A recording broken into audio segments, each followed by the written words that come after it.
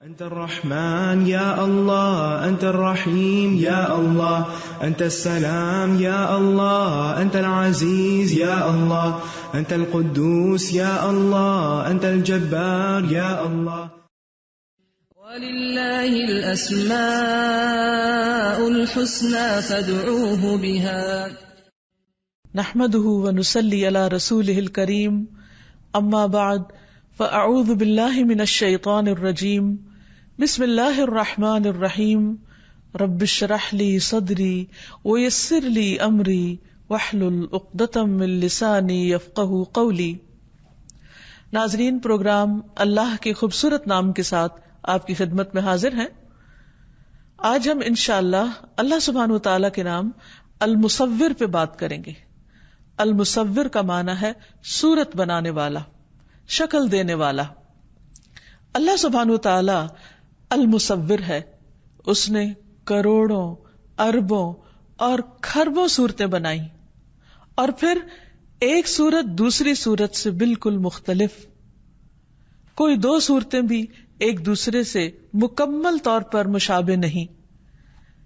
کوئی دو انواع ایک دوسرے سے شباہت نہیں رکھتی. پھر اسی طرح ہر صورت کی اپنی ایک خاص سیرت بھی ہے. صرف ایسا نہیں کہ ظاہری شکل فرق ہے، بلکہ ہر ایک کا مزاج اور اس کے اندر کی باطنی صورت بھی مختلف ہے. تو اللہ سبحانہ وتعالی نے ہر چیز کی ایک معلوم شکل مقرر کی، اور ہر شکل کو دوسری شکل سے ممتاز اور انوکھا بنایا، جدا بنایا، تاکہ ایک دوسرے کو پہچانا جا سکے. مختلف چیزوں کی صورتیں اور شکلیں مختلف ہونے میں کیا حکمت تھی؟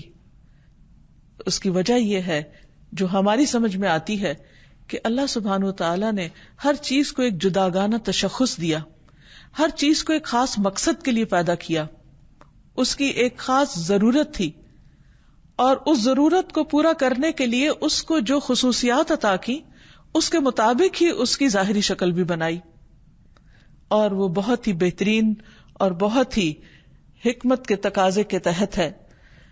انسان کی صورت کو اللہ سبحانہ وتعالی نے بنایا اور سب سے بہترین شکل میں بنایا. قرآن پاک میں آتا ہے وَلَقَدْ خَلَقْنَاكُمْ ثُمَّ صَوَّرْنَاكُمْ ثُمَّ قُلْنَا لِلْمَلَائِكَةِ اسْجُدُوا لِآدَمَ فَسَجَدُوا إِلَّا إِبْلِيسَ لَمْ يَكُنْ مِنَ السَّاجِدِينَ. اور بلا شبہ یقیناً ہم نے تم کو پیدا کیا، پھر ہم نے تمہیں صورت عطا کی، پھر ہم نے فرشتوں سے کہا کہ آدم کو سجدہ کرو، تو سب نے سجدہ کیا سوائے ابلیس کے، وہ سجدہ کرنے والوں میں شامل نہ ہوا. تو اللہ سبحانہ وتعالی نے انسان کو عزت بخشی اور فرشتوں جیسی مخلوق کو انسان کے سامنے جھکا دیا. یہ انسان پر اللہ تعالیٰ کی کتنی بڑی نعمت ہے. اور پھر انسان کی ضرورت کی بے شمار چیزیں پیدا کی، اس کے کھانے پینے کے لیے، دیکھنے کے لیے، انجوائے کرنے کے لیے، اور دیگر زندگی کے کام کاج انجام دینے کے لیے. مثلا قرآن مجید میں کھانے کی مختلف چیزوں کے بارے میں، اور خصوصاً پھلوں کی مختلف انواع و اقسام کے بارے میں اللہ تعالیٰ فرماتے ہیں هُوَ الَّذِي أَنزَلَ مِنَ السَّمَاءِ مَاءً فَأَخْرَجْنَا بِهِ نَبَاتَ كُلِّ شَيْءٍ فَأَخْرَجْنَا مِنْهُ خَضِرًا نُخْرِجُ مِنْهُ حَبًّا مُتَرَاكِبًا وَمِنَ النَّخْلِ مِنْ طَلْعِهَا قِنْوَانٌ دَانِيَةٌ وَجَنَّاتٍ مِنْ أَعْنَابٍ وَالزَّيْتُونَ وَالرُّمَّانَ مُشْتَبِهًا وَغَيْرَ مُتَشَابِهٍ انظروا إلى ثمره إذا أثمر وينعه إن في ذلكم لآيات لقوم يؤمنون. سورۃ الانعام میں اللہ تعالیٰ فرماتے ہیں وہی ہے جس نے آسمانوں سے پانی اتارا اور ہم نے اس کے ساتھ ہر چیز کی انگوری نکالی. اب دیکھیے کہ عام مصوروں کے برعکس اللہ سبحانہ وتعالیٰ نے مختلف چیزوں کی جس طرح تخلیق کی اور جس طرح ان کو صورت عطا کی، وہ طریقہ کار بھی بالکل مختلف ہے. مثلا ایک پودا ایک خاص شکل پر پیدا ہوتا ہے، لیکن اس کی ابتدا اور اس کا آغاز کتنے نیچرل طریقے سے ہوتا ہے کہ فرمایا کہ ہم نے ہر چیز کی انگوری نکالی، پھر ہم نے اس سے سبز کھیتی نکالی جس سے ہم تہ بتہ چڑھے ہوئے دانے نکالتے ہیں. یعنی آخر میں اس کا پھل نکالا جو انسان کی ضرورت کا ہے، اور انسان اسے کھاتا ہے اور اس سے فائدہ اٹھاتا ہے. اور کھجور کے درختوں سے ان کے گابے میں سے جھکے ہوئے خوشے ہیں، یعنی گندم کو اور طرح سے اگایا اور اس کے برعکس کھجور کو اور طرح سے پیدا کیا، اور دونوں کی شکل و صورت بھی مختلف رکھی. اور انگوروں اور زیتون اور انار کے باغات ملتے جلتے اور نہ ملنے جلنے والے، یعنی ان کے پھل باہم بعض اوقات ایک دوسرے کے مشابہ بھی ہوتے ہیں، لیکن اس کے باوجود بھی ان کا ذائقہ اور ان کا سائز اور ان کا رنگ مختلف ہوتا ہے. اور بعض اوقات وہ نہیں بھی ملتے جلتے، بالکل ہی اپوزٹ ہوتے ہیں. اس کے پھل کی طرف دیکھو جب وہ پھل لائے، یعنی اللہ سبحانہ وتعالیٰ خاص طور پر دیکھنے کا حکم دے رہے ہیں کہ صرف کھانے والے نہ بنو بلکہ ان پر غور و فکر کرنے والے بنو کہ تمہارے رزق کا یہ انتظام کس نے کیا اور کس کس شکل میں کیا. اور پھر حیرت اس بات پر ہوتی ہے نا کہ کس طرح اللہ سبحانہ وتعالیٰ نے مختلف چیزوں کا الگ ذائقہ رکھا، اس کی خوشبو، اس کا ٹیسٹ، اس کا رنگ، اس کا سائز، اس کا وزن، اور اس کے پھر تاثیر، اس کے فائدے. یہ تمام چیزیں اللہ سبحانہ وتعالیٰ ہی نے بنائی، اور ان سب چیزوں کی کو جو شکل دی، جو خاص انداز دیا، جو خاص صورت دی، وہ اسی المصور نے دی. اور یہ سب کچھ کس کے لیے کیا؟ سوچنے کی بات ہے، یہ سب کچھ ہمارے لیے کیا. خلق لکم ما فی الارض جمیعا، تمہارے لیے ہے زمین میں جو کچھ ہے سارے کا سارا. سوچئے ہم ان سب چیزوں سے فائدہ اٹھاتے ہوئے اللہ سبحانہ وتعالیٰ کے کتنے شکر گزار بنتے ہیں. اللہ سبحانہ وتعالیٰ اس آیت کے آخر میں فرماتے ان فی ذالکم لآیات لقوم یؤمنون، یقیناً اس میں لوگوں کے لیے، ان لوگوں کے لیے جو ایمان لاتے ہیں بہت سی نشانیاں ہیں. یعنی جو لوگ غور و فکر کرتے ہیں اور اس کو اللہ کی تخلیق مانتے ہیں، ان کے لیے اس میں بہت سے سبق ہیں. ایک اور جگہ پر سورۃ الانعام ہی میں فرمایا وَهُوَ الَّذِي أَنشَأَ جَنَّاتٍ مَعْرُوشَاتٍ وَغَيْرَ مَعْرُوشَاتٍ وَالنَّخْلَ وَالزَّرْعَ مُخْتَلِفًا أُكُلُهُ وَالزَّيْتُونَ وَالرُّمَّانَ مُتَشَابِهًا وَغَيْرَ مُتَشَابِهٍ كُلُوا مِن ثَمَرِهِ إِذَا أَثْمَرَ وَآتُوا حَقَّهُ يَوْمَ حَصَادِهِ وَلَا تُسْرِفُوا إِنَّهُ لَا يُحِبُّ الْمُسْرِفِينَ. اور وہی ہے جس نے باغات پیدا کیے، یعنی یہ چیزیں محدود مقدار میں نہیں، باغوں میں لگا دی، یعنی بھرے ہوئے ہیں باغ ان سارے پھلوں سے، چھپروں پر چڑھائے ہوئے اور نہ چڑھائے ہوئے، یعنی بعض پھل جو ہیں وہ بیلوں کی شکل میں مختلف پودوں پر آتے ہیں. اس کے پھل میں سے کھاؤ جب وہ پھل لائے، یعنی اللہ سبحانہ وتعالیٰ خود فرما رہے ہیں کہ کھاؤ اس میں سے، اور اس کا حق اس کی کٹائی کے دن ادا کرو. یعنی صرف خود نہیں کھاؤ، دوسروں کو بھی کھلاؤ، اور حد سے نہ گزرو، اسراف نہ کرو، یعنی کھانے میں ایک لمٹ رکھو. یقیناً وہ اسراف کرنے والوں سے، حد سے گزرنے والوں سے محبت نہیں رکھتا. یعنی اللہ سبحانہ وتعالیٰ کی یہ نعمتیں جو اس نے تمہارے لیے پیدا کی ہیں، ان کو استعمال کرتے ہوئے اس کو یاد رکھو. پھر اسی طرح نباتات کی مختلف قسمیں اتنی کہ لاکھوں میں ہیں جن کو انسان گن نہیں سکتا، جن میں سے بہت سی نباتات کو انسان کھانے کے نہیں بلکہ دوا کے طور پر اپنے استعمال میں لاتا ہے. فرمایا وَمَا ذَرَأَ لَكُمْ فِي الْأَرْضِ مُخْتَلِفًا أَلْوَانُهُ إِنَّ فِي ذَلِكَ لَآيَةً لِقَوْمٍ يَذَّكَّرُونَ. اور جو کچھ اس نے تمہارے لیے زمین میں پھیلا دیا جس کے رنگ مختلف ہیں، یعنی صورتیں ایسی بنائی کہ ہر رنگ دوسرے سے مختلف، مثلا گرین ہے یا سبز رنگ ہے تو اس میں بھی کوئی ہلکا ہے، کوئی گہرا ہے، اور کوئی کسی شیڈ کا ہے اور کوئی کسی طرح کا ہے. ان سب چیزوں کے امتزاج سے بھی اس نے زمین کے اندر ایسا حسن پیدا کیا کہ یوں لگتا ہے جیسے ایک نقش و نگار والی چادر پھیلی ہوئی ہو یا کوئی قالین بچھا ہوا ہو جس میں طرح طرح کے نقش و نگار بنے ہوئے ہوں. یہ ہے المصور جس نے اس خوبصورت طریقے سے زمین کو بنایا. اور فرمایا کہ یہ سب جو زمین میں پھیلا دیا اس کے رنگ مختلف ہیں، یعنی رنگوں کے اختلاف پر بھی غور کرو. بے شک اس میں ان لوگوں کے لیے یقیناً بڑی نشانی ہے جو نصیحت حاصل کرتے ہیں. پھر اسی طرح صرف پودے نہیں، پھل اور پودے نہیں بلکہ جمادات کی مختلف قسمیں ہیں، پہاڑوں میں مختلف رنگ ہیں. الم تر ان اللہ انزل من السماء ماء فاخرجنا به ثمرات مختلفا الوانها ومن الجبال جدد بيض وحمر مختلف الوانها وغرابيب سود. کیا تم نے دیکھا نہیں کہ بے شک اللہ نے آسمان سے کچھ پانی اتارا پھر ہم نے اس کے ساتھ کئی پھل نکالے، یعنی ایک پانی، ایک مٹی، ایک سورج کی روشنی، ایک طرح کی ہوا، ایک طرح کی زمین، لیکن ہر پھل کا رنگ، ذائقہ، اس کی شکل، اس کی خوشبو مختلف. یہ بھی کس قدر حیران کن بات ہے کہ معمولی سا بیج زمین میں ڈالا جاتا ہے لیکن اس سے کتنے ڈائمینشن میں ایک چیز سامنے آتی ہے. اور پہاڑوں میں سے کچھ سفید اور کچھ سرخ قطعے ہیں جن کے رنگ مختلف ہیں، اور کچھ پہاڑ سخت کالے رنگ کے ہیں. یعنی سبھی پہاڑ مٹی سے بنے ہوئے ہیں لیکن ان کے رنگ کس قدر مختلف ہیں. ایک اور جگہ پر فرمایا وَفِي الْأَرْضِ قِطَعٌ مُتَجَاوِرَاتٌ وَجَنَّاتٌ مِّنْ أَعْنَابٍ وَزَرْعٌ وَنَخِيلٌ صِنْوَانٌ وَغَيْرُ صِنْوَانٍ يُسْقَى بِمَاءٍ وَاحِدٍ وَنُفَضِّلُ بَعْضَهَا عَلَى بَعْضٍ فِي الْأُكُلِ إِنَّ فِي ذَلِكَ لَآيَاتٍ لِقَوْمٍ يَعْقِلُونَ.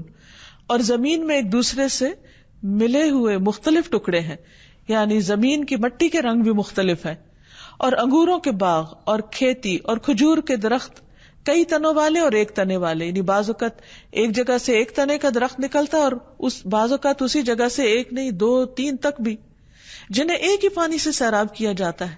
یعنی حیرت کی بات ہے، غذا ایک ہی، فضا ایک، لیکن شکلیں مختلف. اور ان میں سے بعض کو ہم پھل میں بعض پر فوقیت دیتے ہیں، یعنی ایک ہی درخت کا پھل ہوتا ہے، ایک کا ذائقہ اچھا اور دوسرے کا اس سے کم. بلا شبہ اس میں لوگوں کے لیے یقیناً بہت سی نشانیاں ہیں جو سمجھتے ہیں. پھر اسی طرح حیوانات کی شکلیں اور رنگ مختلف. فرمایا واللہ خلق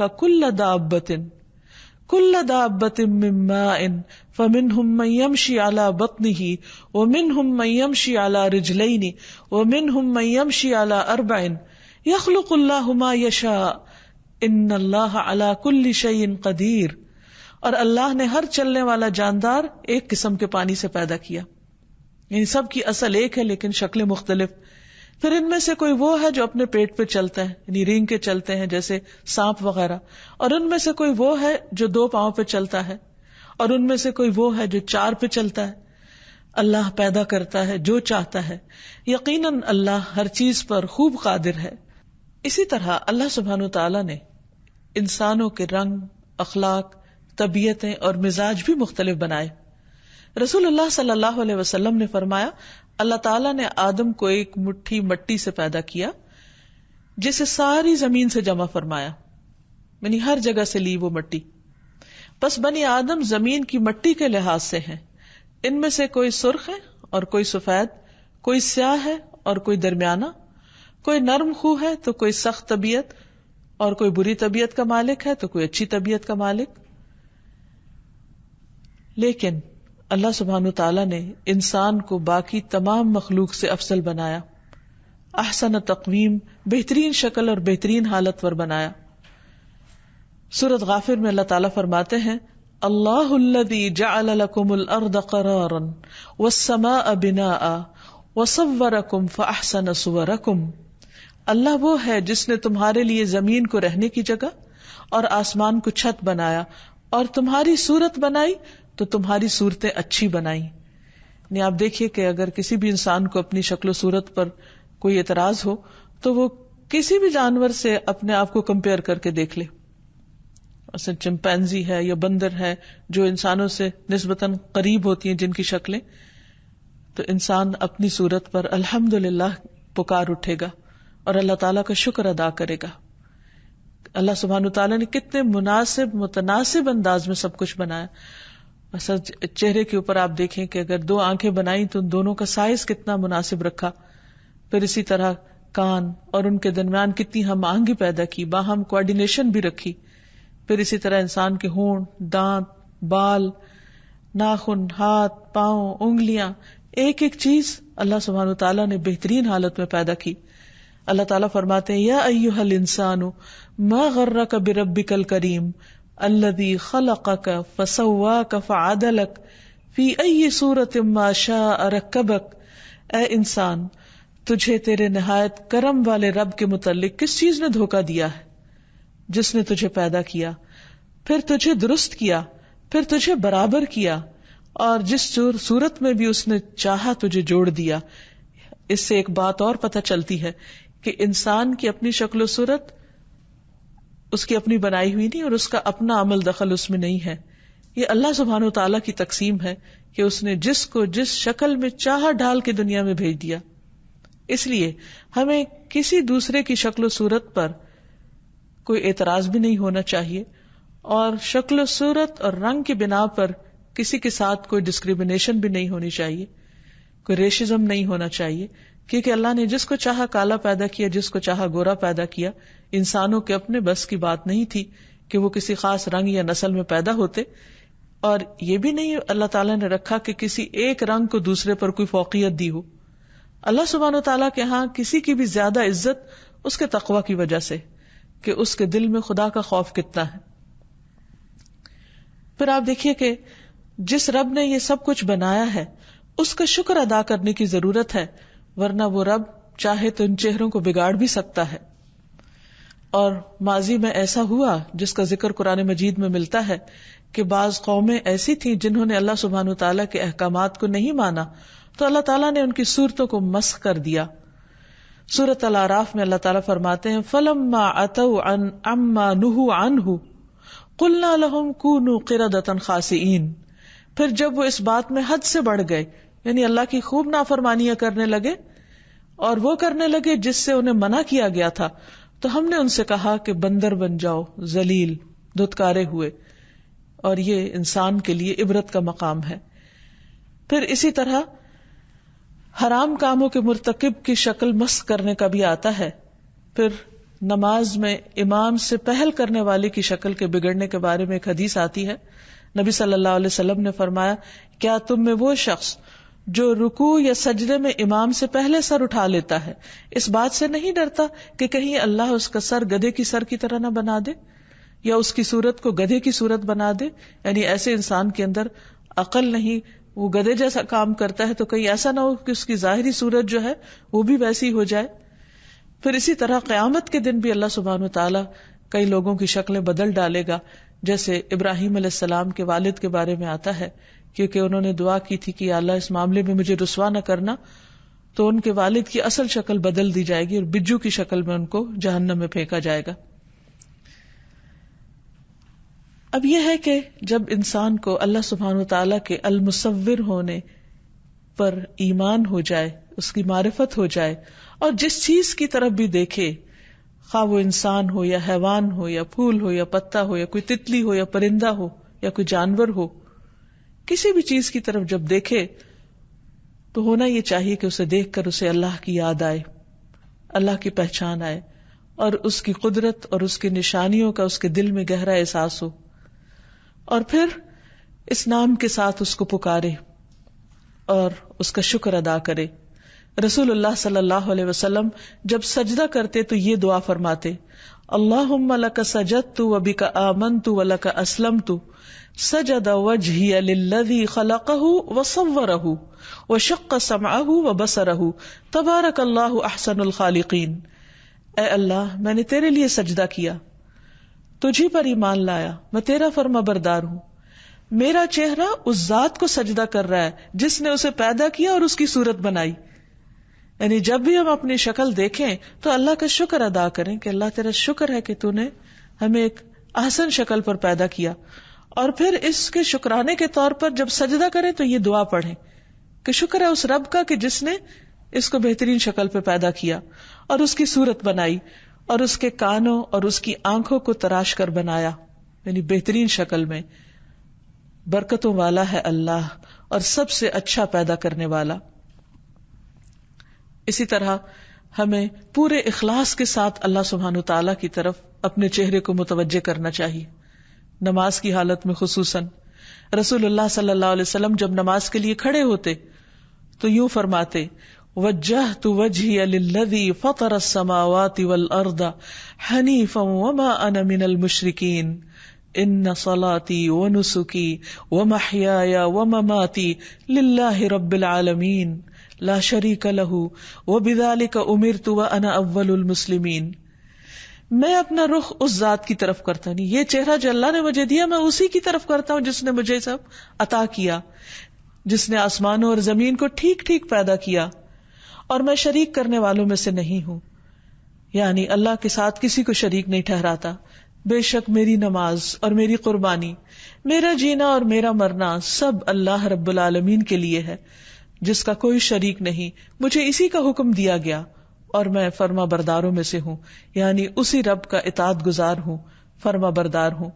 پھر اسی طرح یہ ہے کہ اللہ سبحانہ و تعالیٰ نے جو کچھ ہمیں عطا کیا، جسم کی شکل میں، چہرے کی شکل میں اور مختلف طرح سے جو صورت بنائی، اس میں ہمیں اس کی عافیت کی دعا بھی کرنی چاہیے. عبد الرحمن بن ابو بکرہ کہتے ہیں انہوں نے اپنے والد سے کہا، ابا جان میں آپ کو سنتا ہوں کہ آپ ہر صبح یہ دعا پڑھتے ہیں، اللہم عافنی فی بدنی، اللہم عافنی فی سمعی، اللہم عافنی فی بصری، لا الہ الا انت. اے اللہ مجھے میرے بدن میں آرام دے، اے اللہ میرے کانوں کو سلامت رکھ، اے اللہ میری نظر کو درست رکھ، تیرے سوا کوئی عبادت کے لائق نہیں. یعنی ان نعمتوں کی قدر بھی کرنی چاہیے. جس بہترین شکل پہ اللہ سبحانہ و تعالیٰ نے ہمیں دیا ہے اس کو بگاڑنا نہیں چاہیے، اس پر زیادتی نہیں کرنا چاہیے، ان کو ابیوز نہیں کرنا چاہیے. تو وہ صبح اور شام یہ دعا 3 بار پڑھا کرتے تھے، اور وہ کہتے ہیں کہ میں نے رسول اللہ صلی اللہ علیہ وسلم کو یہ دعا پڑھتے ہوئے سنا ہے. تو اس سے پتہ چلتا ہے کہ ہمیں جو بھی نعمت ملی ہے جس بھی شکل میں اور خوبصورت اور بہترین شکل میں، خواہ وہ ہماری اپنی ذات کے اندر ہے یا بیرونی طور پر ہے، اس پر اللہ سبحانہ وتعالیٰ کا شکر ادا کرنا چاہیے اور اس کے ساتھ ساتھ اس کی عافیت کی دعا بھی کرتے رہنا چاہیے. پھر جب بندے کو اس نام کا احساس ہو جائے، معرفت ہو جائے، تو پھر اپنا مقام بھی پہچانے کہ اسے کیا کرنا ہے. اسے اللہ سبحانہ وتعالیٰ کی مصوری پر غور و فکر بھی کرنا ہے. اللہ تعالیٰ فرماتے ہیں وَهُوَ الَّذِي مَدَّ الْأَرْضَ وَجَعَلَ فِيهَا رَوَاسِيَ وَأَنْهَارًا وَمِنْ كُلِّ الثَّمَرَاتِ جَعَلَ فِيهَا زَوْجَيْنِ اثْنَيْنِ يُغْشِي اللَّيْلَ النَّهَارَ إِنَّ فِي ذَلِكَ لَآيَاتٍ لِقَوْمٍ يَتَفَكَّرُونَ. وہی ہے جس نے زمین کو پھیلا دیا تو اس پھیلی ہوئی زمین کی طرف انسان نگاہ دوڑائے. اس میں پہاڑ اور ندیاں بنائیں، ان کے اندر خود ایک حسن ہے، اس میں زبردست قسم کی بیوٹی ہے، اس زبردست تناسب ہے، رنگوں کا بھی تناسب ہے. تھوڑی دیر کے لیے سوچئے کہ اگر زمین نیلی ہوتی اور آسمان سبز ہوتا تو کیا نظارہ ہوتا. یہ بھی اللہ سبحانہ و تعالیٰ کی سلیکشن ہے کہ اس نے آسمان کا رنگ اپنی مرضی سے نیلا رکھا اور زمین کو سبز بنایا، یا مٹی کا رنگ براؤن رکھا. اگر زمین کی ساری مٹی سخت کالے سیاہ رنگ کی ہوتی تو پھر اس پہ چلتے ہوئے ہماری کیفیت کیا ہوتی. لیکن کتنا مائلڈ کلر رکھا اور کتنا بہترین کہ جس میں انسان کے لیے ایک سکون ہے، اور پھر اس کے اوپر جو کچھ اگتا ہے اس کے ساتھ کتنا بہترین کمبینیشن بھی ہے. اور فرمایا اور اس میں تمام پھلوں میں سے ایک ایک جوڑا 2 قسم کا بنایا، وہ رات کو دن پر اڑا دیتا ہے، اس کا اپنا ایک حسن ہوتا ہے. چیزیں صبح کی روشنی میں اور طرح نظر آتی ہیں، دوپہر کی تیز دھوپ میں اور طرح ان کے رنگ نظر آتے ہیں، جب شام کو سائے ڈھلنے لگتے ہیں تو ہر چیز کا رنگ ایک اور حسن دکھاتا ہے. اور پھر جب رات کا اندھیرا چھا جاتا ہے تو وہی درخت اس سیاہ اندھیرے کی وجہ سے ان سے خوف بعض اوقات آنے لگتا ہے. تو اللہ سبحانہ وتعالیٰ 24 گھنٹے کے اندر مختلف طرح کے کنٹراسٹ دکھاتا ہے. یہ مختلف روشنیوں کے ساتھ مختلف چیزوں کی جو صورتیں ہیں یا شکلیں ہیں یا ان کی جو بیوٹی ہے وہ بھی مختلف طرح سے نظر آتی. بلا شبہ اس میں ان لوگوں کے لیے یقیناً بہت سی نشانیاں ہیں جو غور و فکر کرتے ہیں. پھر ہم پر یہ بھی لازم آتا ہے کہ ہم اللہ سبحانہ وتعالیٰ کی اس تصویر گری میں، اس مصوری میں عیب نہ نکالیں. ہم اپنی طرف سے مشورے دینے والے نہ ہو، اگر یہ پھل اس رنگ کا ہوتا تو زیادہ اچھا تھا، اور یہ پھول اس کلر میں زیادہ اچھا لگتا. حقیقت یہ ہے کہ اگر انسان پوری توجہ کے ساتھ دیکھے تو جس چیز کو اللہ نے جس طرح بنایا اسی طرح زیادہ خوبصورت ہے. جب مصور تصویر بناتا ہے انسانوں میں سے تو عام طور پہ کہا جاتا ہے کہ اے مصور تیری تصویر ادھوری ہے ابھی، یعنی اس میں کچھ نہ کچھ کمی ہوتی ہے اور کچھ نہ کچھ بہتری کی گنجائش ہوتی ہے. لیکن اللہ سبحانہ وتعالیٰ نے جو کچھ بنایا اس سے بہتر بنایا نہیں جا سکتا تھا. اسی طرح بندوں کی شکل و صورت پر بھی انہیں تانا نہیں دینا چاہیے، ان کا مذاق نہیں اڑانا چاہیے، ان پر ہنسنا نہیں چاہیے، ان کو بلی نہیں کرنا چاہیے، کیونکہ یہ ان کے اپنے ہاتھ کی بنائی ہوئی نہیں ہے، یہ اللہ سبحانہ وتعالیٰ کی دین ہے. حضرت عائشہ کہتی ہے کہ میں نے نبی صلی اللہ علیہ وسلم سے کہا کہ آپ کو صفیہ میں یہی کافی ہے، یعنی اپنی دوسری جو سوکن تھی ان کے بارے میں انہوں نے کچھ لفظ بولا کہ وہ ایسے اور ایسے ہیں. مراد ان کی یہ تھی کہ ان کا قد چھوٹا ہے. تو آپ صلی اللہ علیہ وسلم ناراض ہوئے. آپ نے فرمایا تم نے ایک ایسا کلمہ کہا ہے کہ اگر سمندر میں ڈال دیا جائے تو وہ بھی کڑوا ہو جائے. یعنی اللہ تعالیٰ کو یہ بات سخت ناپسند ہے کہ کوئی انسان کسی دوسرے انسان کی شکل و صورت میں کوئی عیب نکالے یا کوئی خامی تلاش کرے. یہ کام شیطانی کام ہے. آپ دیکھیے کہ اللہ سبحانہ وتعالیٰ نے جب ان آدم علیہ السلام کی صورت بنائی, ان کا ڈھانچہ تیار کیا, تو اس کو جب تک چاہا جنت میں چھوڑ دیا. ابھی روح نہیں ڈالی تھی, صرف اس کا ایک سانچہ بنا تھا. تو اب یہ ہے کہ ابلیس نے دیکھا کہ یہاں ایک نئی چیز بنی ہوئی, تو وہ چاروں طرف سے اسے گھوم گھوم کے دیکھتا رہا, ہر طرف سے. اچھا یہ کیا بنا ہے, یہ کان ہے, یہ آنکھیں ہیں, یہ فلاں ہے, فلاں ہے. لیکن جب اس نے دیکھا کہ اس کے اندر کا خول خالی ہے, یعنی ابھی چونکہ صرف وہ مٹی کی صورت میں ایک ڈھانچہ تھا, تو جو پیٹ کا جوف ہے وہ خالی تھا, اس میں کوئی چیز نہیں تھی. تو کہنے لگا کہ اللہ نے ایک ایسی مخلوق بنائی ہے جو اپنے اوپر قابو نہ رکھ سکے گی, اس کا اندر کنٹرول نہیں ہوگا, اپنا نفس اس کے کنٹرول میں نہیں ہوگا. یعنی بجائے اس کے کہ اللہ سبحانہ وتعالیٰ کی اس صورت گری اور اس احسن تقویم جو انسان کی شکل میں بہترین چیز اللہ نے بنائی, اسے دیکھ کر سبحان اللہ کہتا یا ماشاء اللہ کہتا, یہ نہیں کہا بلکہ انسان کی کمزوری کو پکڑا کہ اچھا یہاں کچھ نہیں ہے, یہاں کمی ہے. اچھا ہم عام طور پر کیا کرتے ہیں, جب کوئی بچہ پیدا ہوتا ہے تو نئے پیدا ہونے والے بچے کو عام طور پر جب لوگ اٹھاتے ہیں تو اللہ کا شکر کم ادا کرتے ہیں. یہ نہیں کہتے کہ تبارک اللہ احسن الخالقین, جیسے اللہ تعالیٰ نے خود فرمایا سب کچھ بنانے کے بعد کہ مختلف سٹیجز کا جہاں ذکر آتا ہے قرآن مجید میں, اس کے بعد اللہ تعالیٰ کی شان بیان کی گئی ہے. ہم اس وقت اللہ کی شان کم بیان کرتے ہیں. ہم عموماً شکل و صورت پہ تبصرہ شروع کر دیتے ہیں, ناک موٹا ہے, کان چھوٹے ہیں, رنگ کالا ہے, فلاں چیز ہے. یہ تو ایک مومن کی شان نہیں ہو سکتی. اللہ سبحانہ وتعالیٰ جس کو جو جیسا بچہ بھی دے, حتیٰ کہ اگر اس کے اعضاء پورے صحیح سلامت نہ ہو, تو بھی انسان اللہ کا شکر ادا کرے کہ یہ اللہ کا فیصلہ ہے, یہ اللہ کی تخلیق ہے, میں کون ہوں اس میں نقص نکالنے والی. ہمیں یہ زیبا نہیں دیتا جو المصور کو پہچانتا ہے اور جو اس بات کو مانتا ہے کہ اللہ سبحانہ وتعالیٰ نے جیسا چاہا بنایا.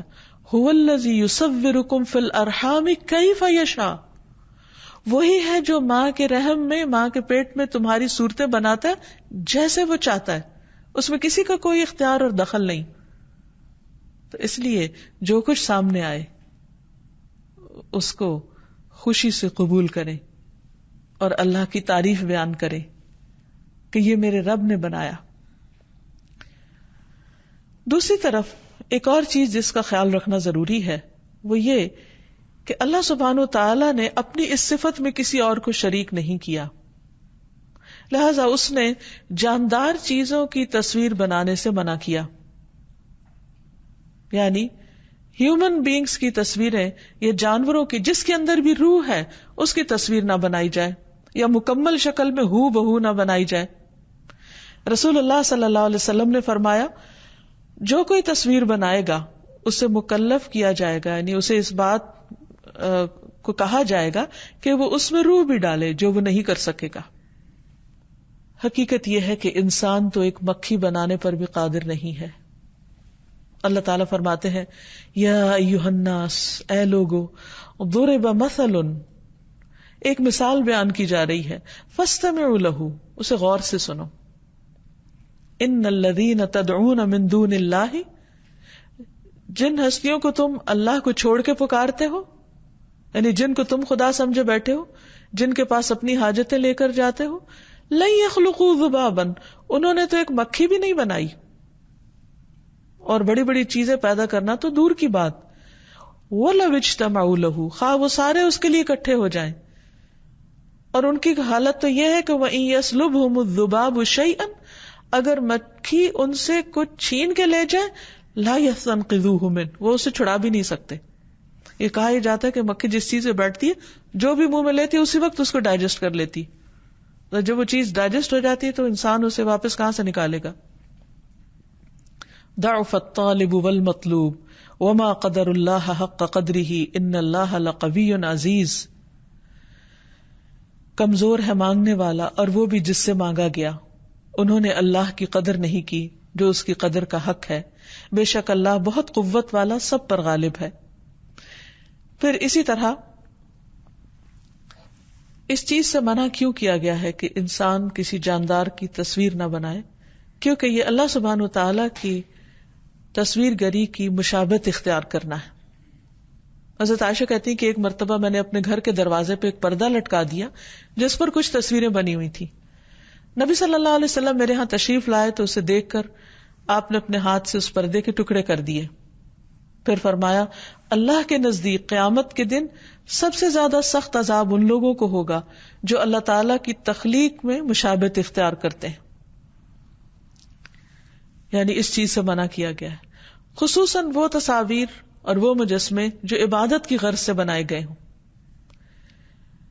ابن عباس کہتے ہیں کہ نبی صلی اللہ علیہ وسلم بیت اللہ میں داخل ہوئے تو اس میں ابراہیم علیہ السلام اور مریم علیہ السلام کی تصویریں تھیں، یعنی باقاعدہ پینٹنگز تھیں. تو آپ نے فرمایا قریش کو کیا ہو گیا، ان لوگوں نے یہ کام کیوں کیا کہ اللہ کے گھر میں اوروں کی تصویریں بنا دی، حالانکہ انہوں نے سنا ہوا ہے، یعنی قریش کو یہ بات پتا ہے کہ فرشتے کسی ایسے گھر میں داخل نہیں ہوتے جس میں تصویریں رکھی ہوں.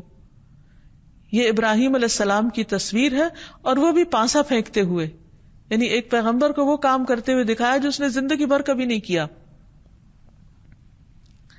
ایک اور روایت میں آتا ہے نبی صلی اللہ علیہ وسلم نے فرمایا اس شخص سے بڑا ظالم کون ہوگا جو میری مخلوق کی طرح پیدا کرنے چلا ہے. اگر اسے یہی گھمنڈ ہے تو اسے چاہیے کہ ایک دانہ پیدا کر دے، صرف ایک سیڈ یا ایک چیونٹی پیدا کرے. وہ تو چیونٹی بھی نہیں بنا سکتا، مکھی بھی نہیں بنا سکتا، تو یہ سب کچھ کہاں سے بنانے چلا ہے. پھر اسی طرح ایک مرتبہ نبی صلی اللہ علیہ وسلم گھر میں داخل ہوئے تو حضرت عائشہ کہتی ہیں کہ میں نے تکیے خریدے ہوئے تھے جن میں تصویریں تھیں. تو رسول اللہ صلی اللہ علیہ وسلم دروازے پر ہی رک گئے اور اندر نہیں آئے. تو میں کراہت کو پہچان گئی. میں نے عرض کیا یا رسول اللہ، میں اللہ اور رسول کی طرف توجہ کرتی ہوں، توبہ کرتی ہوں، آپ فرمائیں مجھ سے جو بھی گناہ سرزد ہوا ہے. تو آپ نے فرمایا یہ تکیے کیسے ہیں؟ عائشہ کہتی ہیں کہ میں نے عرض کیا کہ میں نے یہ تکیے اس لیے خریدے کہ آپ ان پہ بیٹھیں اور ٹیک لگائیں. آپ نے فرمایا تصویر والوں کو قیامت کے دن عذاب ہوگا اور کہا جائے گا تم نے جو کچھ یہ کیا ہے اسے زندہ کرو. پھر فرمایا جس گھر میں تصویریں ہوتی ہیں وہاں رحمت کے فرشتے نہیں آتے. اسی طرح ایک اور روایت سے پتہ چلتا ہے کہ مصور کو عذاب دینے کے لیے جہنم میں ایک گردن مقرر ہے. رسول اللہ صلی اللہ علیہ وسلم نے فرمایا قیامت کے دن جہنم سے ایک گردن برآمد ہوگی جس کی 2 آنکھیں ہوں گی جن سے وہ دیکھتی ہوگی، 2 کان ہوں گے جن سے وہ سنتی ہوگی، اور ایک زبان ہوگی جس سے وہ بولتی ہوگی. اور وہ کہے گی کہ مجھے 3 قسم کے لوگوں پر مسلط کیا گیا ہے، ہر سرکش ظالم پر، اللہ تعالیٰ کے ساتھ دوسروں کو معبود بنانے والوں پر، اور تصویر بنانے والوں پر. سوال یہ پیدا ہوتا ہے کہ تصویر کے بارے میں اتنے سخت احکامات کیوں ہیں؟ اس کی وجہ یہ ہے کہ اول دور میں شرک کا آغاز اسی سے ہوا. حضرت نوح علیہ السلام کے زمانے میں کچھ ایسے لوگ تھے جو بہت نیک تھے، جنہوں نے لوگوں کو اللہ سبحانہ وتعالیٰ کی طرف بلایا. جب وہ فوت ہوئے تو لوگوں نے کہا کہ چونکہ انہیں دیکھ کر ہمیں خدا یاد آتا تھا اور ان کے ذریعے ہمیں اللہ سبحانہ وتعالیٰ کی معرفت ملی، لہذا ان کے جانے کے بعد ہم ان کی تصویریں اپنے سامنے رکھتے ہیں تاکہ جب ہم ان کی تصویر کو دیکھیں تو ہمیں اللہ تعالیٰ یاد آئے. تو فرسٹ جنریشن نے ان کی تصویریں بنا لی. دوسری جنریشن یہ تو بھول گئی کہ یہ کن کی تصویریں ہیں، لیکن یہ بات صرف یاد رہی کہ یہ کوئی بہت اچھے بڑے لوگ تھے، نیک لوگ تھے. انہوں نے صرف تصویریں نہیں، ان کے مجسمے بھی بنا لیے، اور اس میں پھر اللہ سبحانہ وتعالیٰ کا کانسیپٹ تو بالکل پیچھے چلا گیا، لیکن لوگوں نے انہی کو خدا بنا لیا، انہی کو پوجنے لگے. اس کے بارے میں تاریخ میں آتا ہے کہ سب سے پہلا بت جو کعبہ میں لا کر رکھا گیا وہ عمرو ابن لہی نے اس کا آغاز کیا تھا. عمرو ابن لہی ایک بہت انفلوئنشل شخص تھا جو ایک بزنس مین بھی تھا. وہ سیریا جاتا، شام کے علاقے میں جاتا اور تجارت کیا کرتا تھا. تو ایک دفعہ اس نے وہاں پر دیکھا کہ کچھ لوگ کچھ تصویروں اور بتوں کے سامنے بیٹھ کر ان کی پوجا کر رہے ہیں. تو اس کو یہ منظر بہت خوبصورت لگا. واپسی پہ اس نے ایک بت خریدا اور اپنے ساتھ لے آیا اور لا کر کعبہ میں رکھ دیا. ہر نئی چیز لوگوں کو اپنی طرف بہت اٹریکٹ کرتی. وہ ایک نئی چیز جب لوگوں نے دیکھی تو انہیں بہت خوشی ہوئی. اور لوگوں کو یہ بتایا کہ اللہ تعالیٰ تو کسی کو نظر نہیں آتا، لیکن اللہ کے گھر میں یہ دیکھ کر ہمیں خدا اور یاد آئے گا. اس لیے اس لاجک کے تحت اس نے اس کو وہاں رکھ دیا اور لوگوں نے بھی ایکسپٹ کر لیا. پھر چونکہ کعبہ ایک مرکزی جگہ تھی جہاں پورے عربیہ سے لوگ آتے، مختلف قبائل، جب انہوں نے آ کر دیکھا کہ خاص قبیلے نے اپنا بت رکھ دیا ہے تو مقابلے پر ان میں سے ہر ایک نے اپنے اپنے بت لا کر رکھ دیے.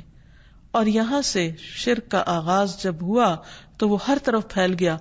ہر وہ جگہ جو بنی ہی توحید کے لیے تھی وہ ایک بت پرستی کا گڑھ بن گئی. سوچیے آغاز کہاں سے ہوا؟ آغاز ایک مجسمے کے لانے سے، اور پھر وہاں سے توحید ختم ہو کر رہ گئی. صرف چند لوگ تھے نبی صلی اللہ علیہ وسلم کے زمانے میں کہ جو دین ابراہیمی پر تھے اور جو ان بتوں کے قریب نہیں جاتے تھے، لیکن باقی تمام لوگ صرف اپنے آباء و اجداد کی پیروی میں ان بتوں کی پوجا کرنے لگے. اس لیے اسلام میں تصویریں بنانے اور خصوصاً عبادت کی غرض سے بنانے اور عبادت گاہوں میں رکھنے کی شدید ممانعت کی گئی. لیکن عبادت کے علاوہ اگر ضرورت کے تحت تصویر بنائی جائے تو اس کی اجازت ہے. اور خصوصاً جیسے کیمرہ ایک مشین ہے، وہ انسان اپنے ہاتھ سے اس کی صورت گری نہیں کرتا بلکہ صرف ایک عکس ہے، تو اس کی رخصت یا اس کے جواز کا پہلو نکلتا ہے. اور اس کے علاوہ وہ چیزیں جن کے اندر روح نہیں، مثلا پودے ہیں، درخت ہیں، پہاڑ ہیں، دریا ہیں، دیگر سینری ہے، تو ان کی پینٹنگز بنائی جا سکتی ہیں. اس کے علاوہ جس چیز کی رخصت کا جواز ملتا ہے وہ بچوں کے وہ کھلونے ہیں جن کے خد و خال بہت واضح نہ ہو. اس سلسلے میں ایک روایت ہے کہ حضرت عائشہ کہتی ہیں کہ نبی صلی اللہ علیہ وسلم جب غزوہ تبوک یا خیبر سے واپس آئے اور گھر میں تشریف لائے تو میرے طاقچے کے اوپر یعنی شیلف کے اوپر ایک پردہ سا پڑا ہوا تھا. ہوا چلی تو پردہ ہٹ گیا. سامنے سے میرے کھلونے نظر آئے جن میں کچھ گڑیاں تھیں اور ان کے درمیان کپڑے کا ایک گھوڑا بنا ہوا تھا. آپ صلی اللہ علیہ وسلم نے دیکھا تو پوچھا کہ عائشہ یہ کیا ہے؟ میں نے کہا کہ یہ میری گڑیاں ہیں اور ان میں گھوڑا بھی آپ کو نظر آیا. تو آپ نے پوچھا کہ یہ میں کیا دیکھ رہا ہوں؟ میں نے کہا گھوڑا ہے. آپ نے پوچھا اس کے اوپر کیا ہے؟ میں نے کہا اس کے 2 پر ہیں. آپ نے فرمایا کہ کیا گھوڑے کے پر بھی ہوتے ہیں؟ تو حضرت عائشہ نے کہا کہ کیا آپ نے نہیں سنا کہ سلیمان علیہ السلام کے گھوڑے کے پر تھے؟ چنانچہ رسول اللہ صلی اللہ علیہ وسلم اس قدر ہنسے کہ آپ کی داڑھیں دیکھی گئیں. تو اس سے یہ پتہ چلتا ہے کہ اگر ایسے کھلونے ہوں یا ایسی چیز ہو جس کی تعظیم نہ ہو اور جس کو سامنے نہ رکھا گیا ہو، صرف کھیلنے وغیرہ کے لیے استعمال ہو، یا جن کی شکل بالکل ہو بہو اصل سے نہ ملتی ہو، تو اس کے جواز کی بھی صورت نکلتی ہے. اسی طرح ایک اور روایت سے ہمیں پتہ چلتا ہے کہ رسول اللہ صلی اللہ علیہ وسلم نے فرمایا کہ جبریل علیہ السلام میرے پاس آئے اور مجھے کہا کہ میں گزشتہ رات آپ کے ہاں آیا تھا مگر اندر آنے سے رک گیا کیونکہ آپ کے گھر کے دروازے پر تصویریں تھیں اور گھر میں تصویروں والا پردہ تھا اور کتا بھی تھا. چنانچہ آپ گھر میں تصویر کے متعلق حکم دیجئے کہ اس کا سر کاٹ دیا جائے اور درخت کی طرح ہو جائے. یعنی اگر کوئی ایسی چیز ہے کہ جس کی اصل شکل پوری طرح واضح نہیں ہے تو اس کی رخصت یہاں سے پتہ چل رہی. اور پردے کے بارے میں حکم فرمائے کہ اسے کاٹ کر تکیے بنا لیے جائیں جو پھینکے جائیں، پاؤں سے روندے جائیں، یعنی اس کی عزت اور تعظیم نہ ہو. اور کتے کے متعلق فرمائیے کہ اسے باہر نکال دیا جائے. چنانچہ رسول اللہ صلی اللہ علیہ وسلم نے ایسا ہی کیا. پھر اسی طرح حضرت علی رضی اللہ تعالیٰ عنہ نے فرمایا کہ نبی صلی اللہ علیہ وسلم نے مجھ سے فرمایا کہ تم جاؤ اور کسی تصویر کو مٹائے بغیر نہ چھوڑنا اور نہ کسی بلند قبر کو برابر کیے بغیر چھوڑنا. پھر اسی طرح نبی صلی اللہ علیہ وسلم نے جب مکہ فتح کیا تو کعبہ کو تمام بتوں اور تصویروں سے پاک کر دیا. جب ہم المصور کو پہچان لیں، اس کی معرفت حاصل کر لیں، تو ہمارے کرنے کے کاموں میں ایک کام یہ بھی ہے کہ ہم نہ صرف یہ کہ ظاہری شکل پر اللہ کا شکر ادا کریں، بلکہ اپنی باطنی صورت اس کی طرف بھی توجہ دیں، اپنے دلوں کو خوبصورت بنائیں، اپنی سیرت کو اچھا بنائیں، کیونکہ اللہ سبحانہ وتعالیٰ کسی کی ظاہری شکل کو نہیں دیکھتے. حدیث میں آتا ہے کہ ان اللہ لا ينظر الى صورکم ولا الى اموالکم، اللہ تمہاری صورتیں اور مال نہیں دیکھتا، ولکن ينظر الى قلوبکم واعمالکم، لیکن اللہ تمہارے دلوں کو دیکھتا ہے اور تمہارے اعمال کو دیکھتا ہے. اس لیے اللہ نے تو ظاہری صورت اچھی ہی بنائی، لیکن دلوں کی حالت اس کا ذمہ ہم پہ ڈال دیا کہ ہم اس کو بھی خوبصورت رکھیں، یعنی اس میں کسی بھی قسم کا حسد، بغض، نفرت، دوسروں کے لیے برے خیالات، بدگمانیاں اور ایسی کیفیات نہ ہوں کہ جس سے ہم اپنے اندر ایک ایسی چیز بنا لیں کہ جو اللہ سبحانہ تعالیٰ کو ناپسند ہو اور خود ہمارے لیے بھی بہت تکلیف دہ ہو. اور آخر میں اللہ سبحانہ تعالیٰ سے دعا ہے کہ وہ ہمیں اپنی معرفت عطا کرے، ہمیں توفیق دے کہ جو چیزیں اسے پسند ہیں وہ ہم اختیار کریں، اور جو چیزیں اسے ناپسند ہیں ہم ان سے بچنے والے ہوں. اللہ سبحانہ تعالیٰ ہمارے دلوں میں اپنی محبت پیدا فرما دے اور اپنی نعمتوں کا شکر گزار بنا دے. وآخر دعوانا ان الحمد للہ رب العالمین.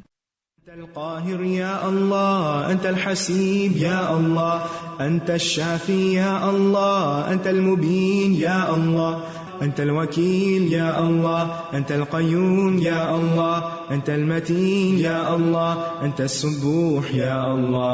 لا إله إلا الله محمد رسول الله، لا إله إلا الله محمد رسول الله.